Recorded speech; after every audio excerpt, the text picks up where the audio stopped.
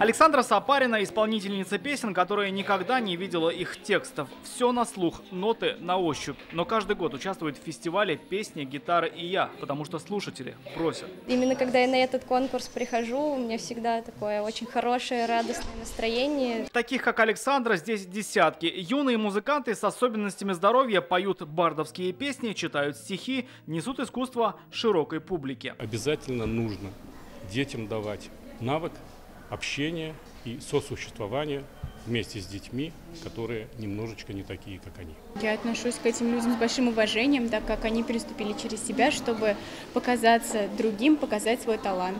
И только за кулисами видно, насколько ребята волнуются перед выступлением. Ведь многие из них еще никогда не выходили на большую сцену. А ведь нужно не только сдержать свое волнение, но и хорошо выступить перед зрительным залом.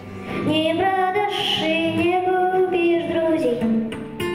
Они приехали со всего Поволжья и не только. Чувашии, Кировской области, Челябинска, Екатеринбурга, Москвы. Их оценивает зритель и профессиональное жюри. Среди них известный бард Владимир Гаранин, который точно знает, как стать хорошим музыкантом. Мы редко слушаем другие песни. Я думаю, раз этот жанр вам по душе, наверное, нужно интересоваться и корнями, да, классиками нашими, Высоцкий, Висбор. Тем более, что хорошая музыка дает хорошие плоды. Именно на этом фестивале Диляра Залялиева 9 лет назад заявила о себе в составе ансамбля «Незами». Теперь она известный музыкант и педагог. Я бы посоветовала им всегда идти вперед и не бояться выступлений, не бояться сцены, чтобы они старались именно все сказать, как они чувствуют. Кроме оваций, они получают подарки, а среди них и музыкальные инструменты, чтобы вновь напомнить о том, что в музыке их возможности точно безграничны.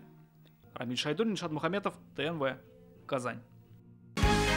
Закажи рекламу на ТНВ. Телефон в Казани 5 705 100.